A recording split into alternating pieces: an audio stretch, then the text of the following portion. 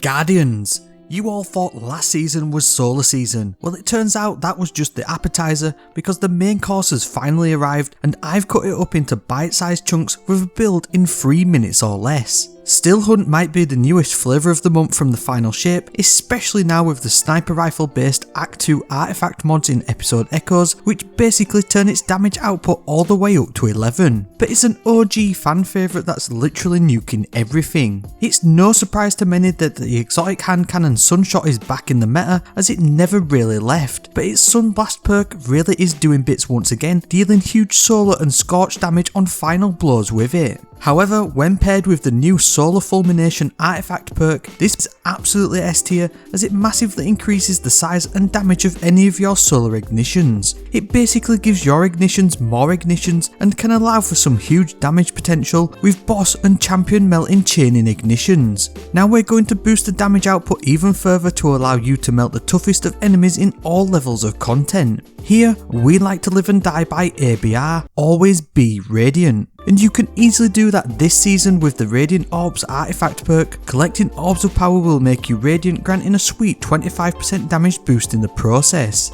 As we're rocking a solar subclass, chuck on the Ember of Empyrean to enable you to always be radiant, then why not chuck on the Healing Grenade along with the Touch of Flame aspect to grant restoration and always be healing. Orbs of Power can give you a nice 22% damage boost when using free solar weapon surge mods, which are the only type of mods you should be using on your leg armor, which does stack with Radiant. The Overload hand cannon mod can also grant a stacking and always on 25% damage boost when the overcharged modifier is active in endgame content. All of these damage boosts will also further increase the damage of your ignitions and Scorch damage ticks when created by Sunshot. However, we're not done, as all good Warlocks and some bad ones too will easily turn into a roaming nuke with this top tier setup starting with Dawn Chorus. Rites of Ember grants a massive 200% increase to Scorch damage per tick, adding a serious damage over time burn effect to any and all enemies. This in turn adds to the potential of being able to chain ignitions, as more enemies will be at low health with less chance of Scorch attacks disappearing over time. The Helion Solar Blob aspect and Incinerator Snap melee are perfect additions to the Scorching potential, as is the Song of Flame super with its Solar Wisp grenade and the ability to add Scorch rounds to any of your solar weapons, making Solar Fulmination even more potent. Add in the Ember of Ashes and you'll increase the Scorch stacks dished out. The Embers of Eruption and Chart are then going to increase the size of the ignition explosions and also spread Scorch to nearby targets, ultimately adding a volcanic touch to anything crazy enough to be in your path. Harmonic Siphon and heavy-handed mods will go full circle to create Orbs of Power on solar weapon and melee ability final blows, with Bomber increasing the uptime of the Healing Grenade, perfect for any squeaky bum time moments. Now you're finally blazed out of your mind. However, if you want a little bit more DPS in your pocket, it's finally time to craft this special weapon. Find out which perks you need and why in this next video.